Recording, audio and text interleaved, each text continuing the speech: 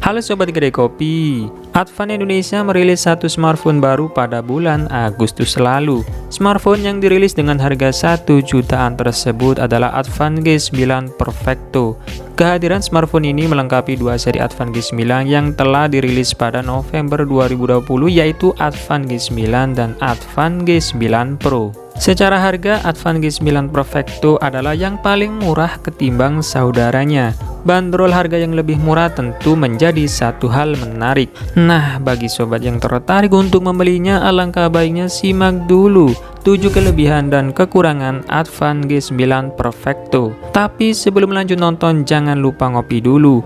Kalau sudah, silakan subscribe channel ini agar bisa berkembang dan bermanfaat bagi semua orang. Pertama, desain mantul. Advan G9 Perfecto memberikan perbedaan yang sangat kentara jika dibandingkan dengan si kembar Advan G9 dan G9 Pro. Perbedaan itu ada pada desain penutup belakangnya. Penutup belakang smartphone ini mempunyai efek hologram yang menampilkan huruf X yang keren. Efek ini tampak ketika cahaya menerpa penutup belakangnya. Selain penutup belakang, ciri desain yang dipunyai Advan G9 Perfecto sama dengan G9 dan G9 Pro.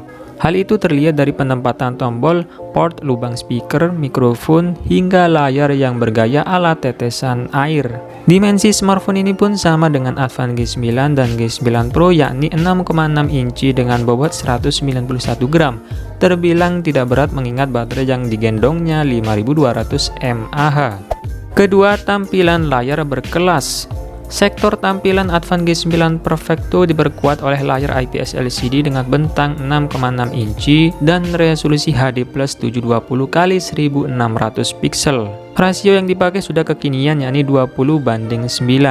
Bezel kiri, kanan, dan atas sudah tampak tipis, sedangkan bagian bawahnya masih agak tebal.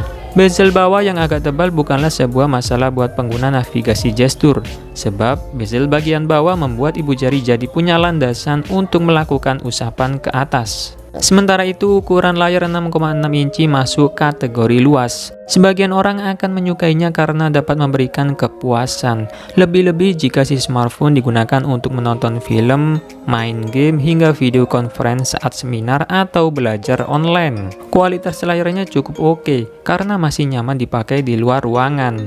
Konten yang ditampilkan pun masih terlihat jelas kendati dilihat dari berbagai sudut pandang. Ketiga, RAM jumbo. Advan G9 Perfecto membawa konfigurasi memori 32GB ruang simpan dan 4GB RAM.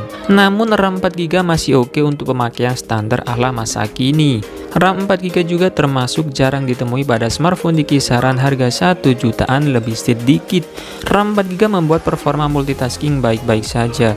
Berdasarkan pengalaman para penguji, selain RAM besar, faktor lain yang mempengaruhi kelancaran pemakaian adalah sistem operasi yang ringan. Ya, smartphone ini sudah menjalankan Android 10 murni yang bersih iklan dan tanpa kostumisasi. Keempat, baterai sangat awet. Sektor daya merupakan kelebihan selanjutnya yang dimiliki Advan G9 Perfecto. Alasannya ya karena membawa baterai berkapasitas 5200 mAh. Kapasitas baterai tersebut membuat pemakaian smartphone bisa bertahan selama 1 hari penuh. Apalagi resolusi layarnya hanya SD+, dan sistem operasinya adalah Android 10 murni.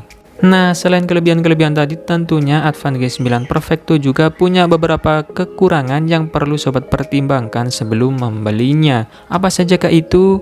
Pertama, chipset sudah tua. Advan G9 Perfecto memakai chipset keluaran tahun 2018, yakni Unisoc SC9863A. Chipset ini bisa dibilang jadul bukan karena tahun perilisannya, namun karena ia masih menggunakan fabrikasi 28 nanometer. Fabrikasi yang besar cenderung membuat baterai smartphone lebih boros. Selain itu, manajemen panasnya juga kurang baik, dan performa yang dikeluarkan tidak wah. Walau begitu, chipset ini memang dirancang tidak untuk mengejar performa tinggi. Dalam pengujian yang dilakukan salah seorang tech reviewer, Advan G9 Perfecto bisa menjalankan game Mobile Legends dalam setelan grafik high. Namun gambar yang tersaji tidak begitu lancar. Karena itu sangat disarankan untuk menurunkan setelan grafik hingga level low. Terlepas dari itu, pemakaian sehari-hari smartphone ini masih tetap lancar. Kedua, pengisian daya lemot.